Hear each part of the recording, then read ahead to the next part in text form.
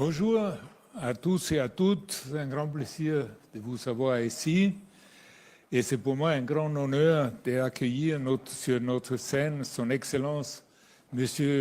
Ousmane Sonko, le Premier ministre de la République du Sénégal. Le Premier ministre Sonko incarne une remarquable combinaison de services publics, de rigueur juridique et un leadership politique que j'appellerais même audacieuse. Diplômé de l'École nationale de l'administration du Sénégal, il est depuis longtemps engagé à mettre en place des institutions qui sont fondées sur la transparence et la responsabilité. En tant que fondateur du parti politique PASTEF et en tant que Premier ministre, il représente aujourd'hui une nouvelle ère de la politique sénégalaise, marquée par un fort accent sur la autonomisation des jeunes et la transformation économique. Dans un contexte mondial en constante évolution, le Sénégal poursuit un ambitieux programme de réforme axé sur la résilience face aux défis environnementaux et sociaux, l'éducation, les compétences et la transformation numérique, ainsi que la création d'emplois, en particulier pour les jeunes qui forment la majorité de la population du Sénégal. Parallèlement, le Sénégal redéfinit ses partenariats internationaux avec une vision fondée sur le respect mutuel, la équité et la coopération régionale, notamment à travers son soutien à la zone de libre-échange continentale africaine. Nous sommes très honorés de votre présence parmi nous aujourd'hui et nous réjouissons d'entendre les perspectives sur les opportunités qui façonnent l'avenir du Sénégal, de la région et au-delà. Je me permets peut-être de poser une première question, Monsieur le Premier ministre. Votre gouvernement, qui est issu d'une alternance démocratique citée comme exemple en Afrique, a lancé la vision Sénégal 2050, adossée à un agenda national de transformation et déclinée sous la forme de stratégie nationale de développement. Pouvez-vous mettre en lumière les composants majeurs de cette nouvelle vision et son impact sur le développement du Sénégal? Merci, M. Lamat. Vous me permettez d'abord de remercier M. le Premier ministre de la République populaire de Chine pour nous avoir associés à cet important rendez-vous et les organisateurs que vous êtes de nous offrir cette tribune pour partager les préoccupations de l'Afrique et du Sénégal en particulier. Vous avez posé une question importante. Le Sénégal a vu l'arrivée d'un nouveau régime depuis quelques mois maintenant, un peu plus d'1 an. Et dans notre arrivée, nous avons travaillé sur l'instruction du président Bassirou Diomaye Diakhar Faye à l'édification d'un nouveau référentiel des politiques publiques. Le cas référentiel qui s'appelle Vision 2050, qui se projette sur les 25 prochaines années, est composé évidemment de la vision globale, d'un master plan décennal qui fixe l'horizon 2034 et d'un plan quinquennal, une stratégie de développement national. La question que vous posez relative à cette stratégie de développement national qui est structurée autour de 4 axes fondamentaux. Le premier axe, c'est la construction d'une économie performante, résiliente, évidemment en travaillant sur la mise en valeur d'un certain nombre de produits structurés autour de filières, d'une vingtaine de filières. Vous comprendrez que notre logique, c'est accroître la production au niveau de ces filières, mais travailler à la transformation dans ces filières également. Avoir la chaîne de valeur complète, ce qui induit une politique d'industrialisation, évidemment.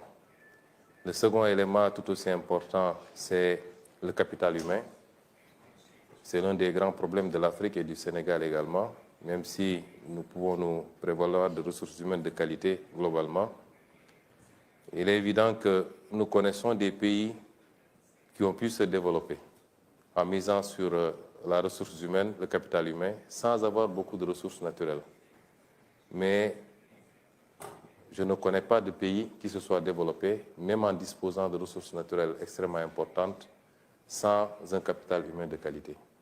Et c'est pourquoi aujourd'hui, l'un de nos objectifs dans un monde qui évolue très rapidement, particulièrement sur les nouvelles technologies, l'un de nos objectifs, c'est de beaucoup travailler sur le capital humain et sur l'équité sociale.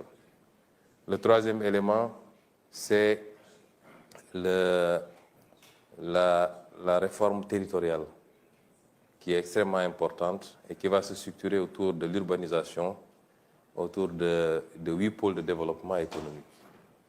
Et enfin, le dernier élément, c'est la gouvernance vertueuse.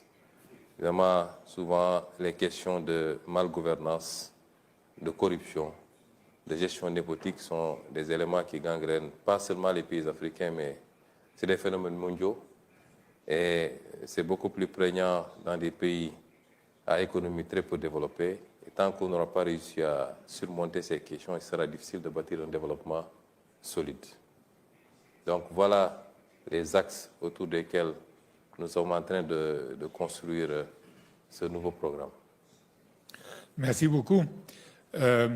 Il y a dans cette vision programmatique pour le développement du Sénégal une stratégie nationale du développement du secteur privé qui fait partie de cette vision du Sénégal 2050. À cet effet, le Sénégal dispose d'avantages comparatifs en Afrique, je dirais en général, mais aussi en Afrique de l'Ouest. Je pense que les avantages comparatifs sont forts, qui permettent d'attirer les investissements directs étrangers vers votre pays. Pour renforcer cet acquis, quelles sont les réformes majeures que vous envisagez de lancer pour rendre encore plus attractif et performant l'environnement des affaires au Sénégal? Oui, je crois, comme vous l'avez dit, le Sénégal a des atouts assez appréciables dans la zone de l'Afrique de l'Ouest d'abord, mais en Afrique de manière générale. C'est la raison pour laquelle peut-être que c'est le pays qui capte le plus d'investissements directs étrangers en Afrique de l'Ouest. Et il est classé dans le top 5 des pays africains qui captent le plus d'investissements directs. Beaucoup d'atouts, comme vous l'avez dit, ça commence par sa position privilégiée dans les chaînes d'approvisionnement. Le Sénégal, c'est la pointe la plus avancée en Afrique de l'Ouest, qui est pratiquement à 7 heures de vol du continent américain, du continent européen et de tout le reste de l'Afrique. C'est du continent américain, européen et même une partie de l'Asie, notamment les pays du Golfe, mais également de tout le reste de l'Afrique. C'est un atout appréciable. C'est un pays également qui a une stabilité politique, qui n'a jamais connu de coup d'État, de renversement du pouvoir par des moyens non démocratiques, où le pouvoir s'est transmis de régime en régime de manière démocratique, donc stabilité politique. Un pays qui connaît également la sécurité, dans une zone africaine traversée aujourd'hui par malheureusement des crises d'insécurité. C'est un pays qui a une population relativement jeune, comme tous les pays d'Afrique. Les populations de moins de 35 ans varient entre 65 et 70%. C'est un pays qui est ouvert sur le reste du continent également. C'est autant d'atouts, en plus maintenant de ces atouts physiques. Aujourd'hui, il y a énormément de ressources naturelles qui ont été découvertes au Sénégal. Et ce que je voudrais dire aux investisseurs, c'est investir au Sénégal, c'est pas aller à l'aventure. On a 2 atouts majeurs en plus de ceux que je viens d'évoquer, c'est la prévisibilité et la transparence. Et c'est ce que nous offrons aujourd'hui. Et pour accompagner maintenant tout cela, nous avons déjà un cadre assez stable, mais que nous voulons améliorer. Un paquet de réformes va être lancé, on a commencé d'ailleurs, les réformes fiscales, notamment et douanières, les réformes de l'environnement des affaires avec le Code des investissements, la réforme du Code des investissements qui est en chantier, la réforme foncière, les réformes des différents instruments, Code minier, Code pétrolier également, la modernisation de l'administration par la digitalisation pour rendre les procédures beaucoup plus rapides, un paquet de réformes va accompagner la vision 2050 que nous avons déjà élaborée pour rendre le cadre toujours beaucoup plus attractif. Je voulais dire aux investisseurs que nous les attendons. On a beaucoup d'investisseurs déjà qui manifestent leur appétit, en plus de ceux qui sont déjà au Sénégal. Mais nous les attendons pour venir participer à ce travail, à cette œuvre, qui, au-delà du Sénégal, vise un marché beaucoup plus important. Le Sénégal, ce que nous voulons en faire, c'est un hub de l'Afrique de l'Ouest pour toucher un marché de 400 millions d'habitants de l'Afrique de l'Ouest, la zone CEDEAO particulièrement. Et je pense que nous avons, comme vous l'avez dit, tous les atouts pour pouvoir offrir cela aux investisseurs, aussi bien nationaux que particulièrement les investisseurs étrangers. Oui, je pense que toutes ces réformes-là, c'est ce que vous avez mentionné avant comme la gouvernance vertueuse pour vraiment encore renforcer cette partie-là, qui fait un autre atout, qui est déjà un atout, franchement. C'est déjà, comme se dit, la stabilité. Mais il y a aussi la partie démographique, évidemment, avec la jeunesse qui assure un marché assez grand. Et l'avantage géographique, vous avez mentionné avant que depuis Dakar, vous avez 7 heures pour aller au Moyen-Orient, vous avez 7 heures pour aller en Amérique latine, pour les États-Unis, etc. Vous avez géographiquement aussi un grand avantage de ce côté-là. Mais donc, si vous regardez aujourd'hui avec, vous savez, des grands paquets de réformes en face, quels sont les défis actuels auxquels votre gouvernement est confronté dans la mise en œuvre de l'agenda nationale de transformation? Quels sont les grands défis? Parce que les projets sont énormes, c'est un changement, c'est un truc.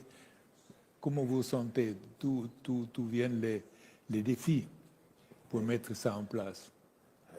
Je rebondirai d'abord sur, vous avez insisté sur la gouvernance vertueuse, elle est très importante et je pense que pour ceux qui ont suivi notre carrière politique et notre combat politique, notre parti, le président Bassirou Diomaye Diakhar Faye, moi-même et tout le staff, le substrat de notre combat politique, c'était justement la bonne gouvernance et la transparence.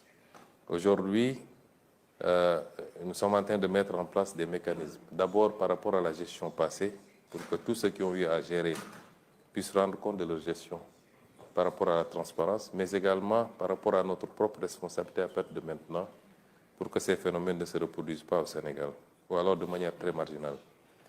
Et la question que vous posez par rapport aux défis, aux obstacles, le premier obstacle, c'est la situation dont nous avons hérité. Évidemment, quand nous sommes arrivés, le président Diomaye Faye a demandé à ce que nous fassions la situation de référence, que nous fassions l'audit des finances publiques et l'audit de toute la gestion de manière générale. Cet exercice a révélé un résultat malheureusement pas très réjouissant, puisque la dette dont nous étions supposés hériter quand nous remplacions le régime tournait autour de 70%, 74%. Et quand nous avons fini l'audit, la dette avoisinait les 100%. Le déficit également, qui était projeté à 4,5 ou quelque chose pour cent, a dépassé les 10% et arrivé à 14%. C'est un exercice que nous avons volontairement fait. Et quand nous l'avons fait, nous avions la possibilité aussi de ne pas révéler ces chiffres parce que nous en connaissons les conséquences. Dès que vous révélez ces ratios, évidemment, ça peut crisper les partenaires, à commencer par les partenaires multilatéraux, le Fonds monétaire international, mais les partenaires bilatéraux également, et les marchés. Mais nous avons fait le pari de dire la vérité, d'abord à notre peuple. C'est en ligne avec votre politique de transparence. De transparence. Que je pense que c'est la base de la confiance. De la confiance, justement. De regagner la confiance. Justement.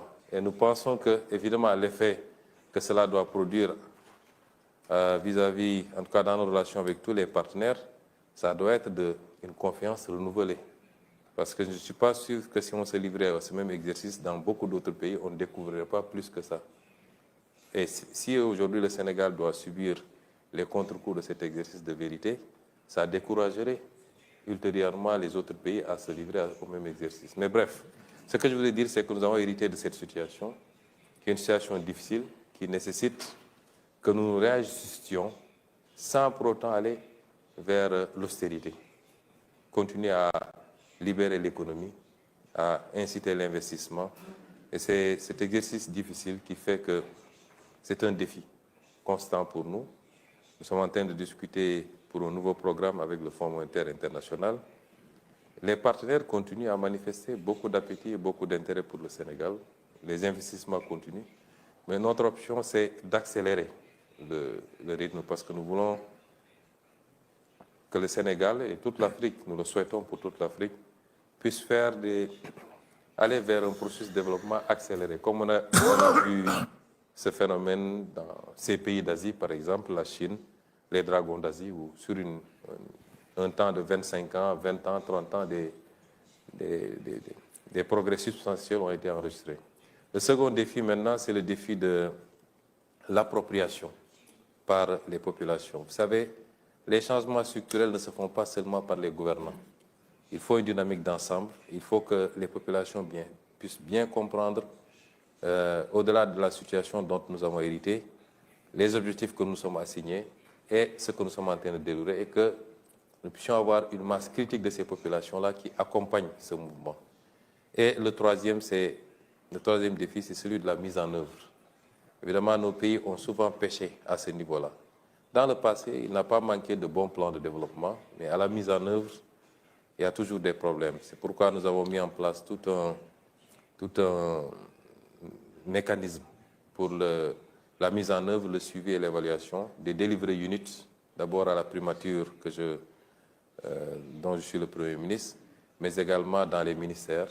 C'est tout un travail qui est en train d'être fait pour gérer ce programme avec toute la rigueur qui s'y est, parce que nous pensons qu'en Afrique, il n'est pas question de réinventer la roue. Ce qui a été fait ailleurs et qui a produit des résultats, si on le fait avec la même rigueur, on aura les mêmes résultats en Afrique, sinon plus.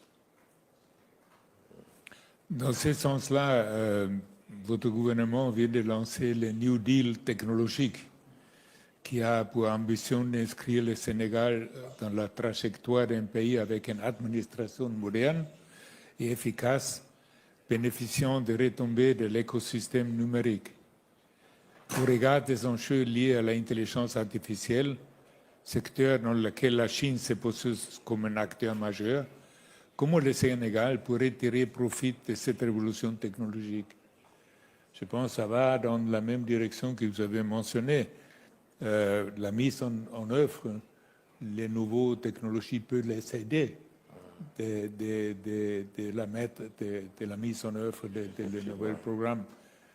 Ça aussi permet de réformer le secteur public en certains moments. Ça permet aussi peut-être de limiter toute la partie corruption et agrandir la transparence, parce que tout ça, ce sont les avantages de la nouvelle technologie s'ils sont bien appliqués. Oui, les nouvelles technologies, je crois que c'est devenu le premier facteur dans les politiques de développement de tous les pays très développés comme les pays sous-développés. Et c'est lié également à la multiplicité des applications possibles. Vous avez parlé d'une possibilité, c'est-à-dire les réformes administratives qui peuvent être accompagnées, assises sur les nouvelles technologies, le numérique particulièrement, la digitalisation, mais c'est également l'économie de manière générale, c'est l'application dans des secteurs comme la santé, comme l'agriculture, la multiplicité des possibilités d'application fait que le secteur numérique est devenu un secteur extrêmement important. Évidemment, il y a un pan entier, je suis accompagné ici du ministre chargé du numérique au Sénégal qui a élaboré avec ses équipes le New Deal technologique, qui est un plan ambitieux, structuré autour d'un certain nombre d'axes. Le premier axe, c'est le renforcement du cloud, mais également des capacités de calcul, mais tout ça dans une option de souveraineté. Parce qu'aujourd'hui, en Afrique de manière générale, la question qui se pose, c'est qui gère nos données? Qui gère les data centers? Je crois que, selon les statistiques que j'ai visionnées, l'Afrique ne possède que 1,3% des data centers mondiaux. Vous voyez comme le gap est énorme. Et c'est d'abord une question de souveraineté. Le second élément maintenant, c'est la formation. Investir dans l'intelligence artificielle et toutes les autres options des nouvelles technologies, mais également encadrer par la formation et par le financement les start-up, généralement portées par la jeunesse. Et tout ça dans l'option d'en faire un moteur de l'économie endogène dans notre pays. Le troisième élément, c'est les applications dont on a parlé tout à l'heure. Les applications dans la santé, dans l'agriculture pour améliorer nos performances, dans tous les autres secteurs. L'éducation, évidemment. On parlait tout à l'heure de capital humain, l'éducation. Et le dernier élément, c'est le partenariat stratégique. Nous discutons avec beaucoup de partenaires. Il y a 3 jours à Hangzhou, nous avons visité le siège d'Alibaba, nous avons visité le siège de Brenco, je crois, qui sont très avancés sur les questions d'intelligence artificielle, de nouvelles technologies. Ce partenariat stratégique-là qui nous permettrait peut-être de bénéficier de cette mouvance tirée par les pays les plus avancés dans le domaine. Donc c'est un élément, un facteur extrêmement important et nous invitons également tous les partenaires à une coopération, une collaboration très approfondie dans ce domaine. Dans la partie des avantages comparatifs, l'infrastructure, à mon avis, au Sénégal, il est un avantage comparatif aussi. Si on compare avec les pays voisins, je pense que de ce côté-là, le Sénégal il a un grand avantage aussi. Comment ça se présente dans l'infrastructure numérique? Vous avez aussi un avance sur les voisins ou... Oui, sur l'infrastructure numérique, effectivement. De manière générale, sur l'infrastructure, des investissements ont été consentis. Mais nous considérons qu'il y a énormément de choses à faire. Et dans la vision 2050, nous avons un ambitieux programme infrastructurel, notamment les corridors, les infrastructures qui mènent vers les zones productives, les grands corridors terrestres, ferroviaires surtout, et avec l'axe Dakar-Bamako, qui permettrait d'avoir le chemin de fer jusqu'à Bamako. Les infrastructures portuaires, nous avions un grand port, le port de Dakar. 2 autres ports sont en cours de construction, notamment à Bargny et Ndayan. Nous avons un projet d'un 3e port carrément dans le sud, à Nikin, en eau profonde, qui nous permettrait peut-être de pouvoir l'orienter vers les pays voisins, la Guinée-Bissau, la Guinée-Conakry et au-delà, la Sierra Leone, avec lesquels nous sommes en train de travailler à avoir un cadre de gestion commune d'un certain nombre de nos ressources. Par exemple, nous avons maintenant du gaz au Sénégal. Vous avez du fer et de la bauxite, aussi bien en Guinée qu'en Sierra Leone. Nous pensons qu'en mutualisant, nous pouvons aujourd'hui mettre en place des infrastructures de transformation locale de ces produits au lieu de continuer à les exporter bruts. Donc, il faut des infrastructures pour gérer tout cela. Et nous y travaillons, des corridors qui nous permettent de traverser les frontières et de servir toute la zone de l'Afrique de l'Ouest. Et les infrastructures aéroportuaires également. Nous avons trouvé un programme déjà d'aéroports régionaux, mais nous avons un programme pour en faire beaucoup plus, pour que le trafic aérien, le trafic terrestre, le trafic ferroviaire, le trafic maritime et fluvial, au-delà du Sénégal même, qu'il puisse être sous-régional et nous permettre d'avoir carrément, de faire du Sénégal un hub, mais de distribuer à travers tous ces pays. Il en est de même pour l'infrastructure numérique. Effectivement, nous pouvons dire avec beaucoup d'humilité que le Sénégal a une nette avance sur beaucoup de nos pays voisins. Si je prends par exemple notre société nationale de téléphonie, elle est présente dans beaucoup de pays, elle est présente en Sierra Leone, elle est présente au Mali, et je crois qu'elle est présente également en Guinée. Et évidemment, mais nous considérons que c'est par rapport à ces pays-là, mais nous sommes largement en retard comparé aux meilleurs standards, et nos ambitions, c'est d'aller vers ces meilleurs standards, beaucoup plus que ça. Peut-être la dernière question, je vois le temps. Monsieur le Premier ministre, au regard du contexte géopolitique actuel marqué par l'exacerbation des conflits, y compris malheureusement en Afrique, les dérèglements climatiques, les entorses aux règles de la OMC et du multilatéralisme, une gouvernance mondiale biaisée par un ordre international issu de la Deuxième Guerre mondiale, on est encore là. Quel regard portez-vous sur le processus de développement de l'Afrique qui accuse un retard structurel en dépit des richesses du continent, de ses avantages comparatifs en termes de ressources naturelles et démographiques? Peut-être une vision plutôt sur l'Afrique de votre point de vue. Oui, d'habitude, nous aimons parler de l'Afrique de manière générale parce que nous croyons à l'Afrique. L'Afrique dans sa globalité, au-delà des frontières qui sont issues d'un processus que vous connaissez très bien. Mais ça ne nous empêche pas de voir que l'Afrique aussi, c'est plusieurs réalités. Souvent, quand de l'extérieur, on parle de l'Afrique, c'est comme si c'était un seul pays. C'est 53 pays avec souvent des réalités assez différentes. Et c'est difficile de parler uniformément d'une seule voix pour toute l'Afrique. Et ça aussi, il faut qu'on l'intègre.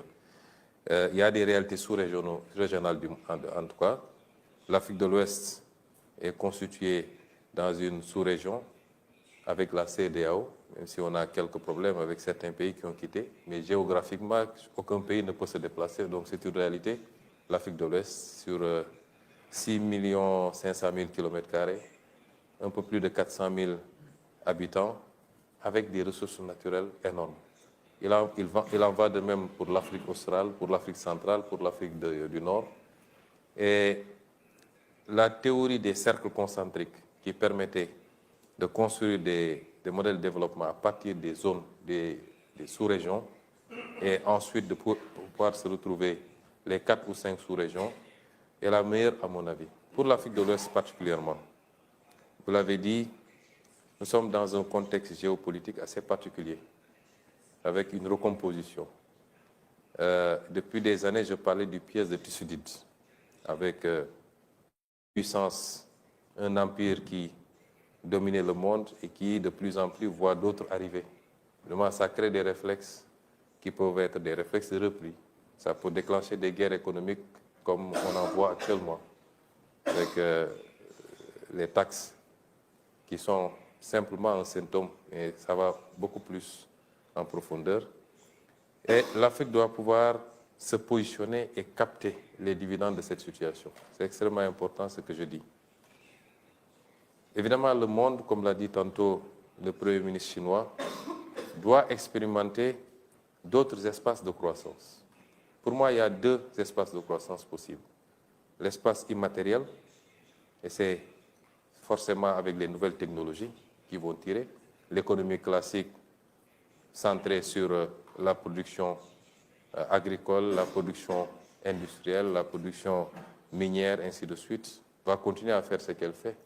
Mais elle a été dépassée depuis longtemps par l'économie numérique. Et cette économie numérique est le premier espace dans lequel nous avons déjà une compétition assez féroce entre certaines grandes puissances. Mais il y a l'espace géographique qu'il faut rechercher. Et cet espace géographique ne peut être que l'Afrique. L'Afrique est le seul continent où tout est à construire aujourd'hui. Le seul continent où tout est à construire. Et c'est un marché important, avec une demande de plus en plus importante en produits industriels et en services sophistiqués. L'Afrique, ce sera 25% de la population mondiale en 2050. C'est un marché important. Et je pense qu'au-delà des défis auxquels on est confronté, le défi de la stabilité politique, le défi de la sécurité, il est important que le monde comprenne que c'est maintenant qu'il faut miser sur l'Afrique. S'il ne faut pas commencer tout de suite et maintenant avec tout le monde, il y a des pays qui sont moins prêts, et je pense que le Sénégal en fait partie, puisqu'il offre toutes les garanties d'un investissement sécurisé et profitable, et il n'est pas le seul. Et je pense qu'aujourd'hui, c'est le message qu'on peut lancer, mais il y a une bonne partie du travail qui doit être fait par nous-mêmes, Africains.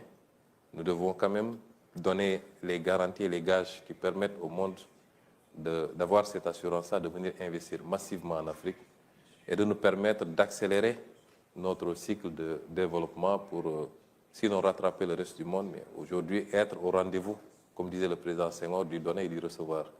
Pour le moment, on n'est pas encore à ce rendez-vous. Et nous en sommes conscients, nous au Sénégal en tout cas. C'est le message que nous livrons à tous nos frères et sœurs africains d'abord, de faire le travail qu'il faut pour pouvoir être propice à cet investissement.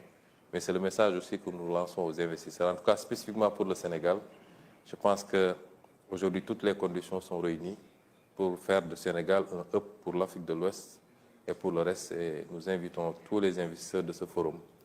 C'est le sens d'ailleurs de l'organisation du forum Invest in Sénégal qui sera organisé les 7 et 8 octobre. Il sera un grand forum qui nous permettra de présenter aux partenaires les options qui leur sont offertes au Sénégal. Écoutez, Premier ministre, merci beaucoup pour cette très positive, je dirais, prévision, tant pour l'Afrique, mais surtout pour le Sénégal. Comme investisseur que j'étais dans ma vie antérieure, je peux vous assurer que nos investissements en Sénégal, c'était toujours très productif et qu'on continue à investir. Et je suis sûr que votre intervention aujourd'hui a aidé beaucoup d'attirer l'attention pour les investissements à votre pays. Merci beaucoup. Merci.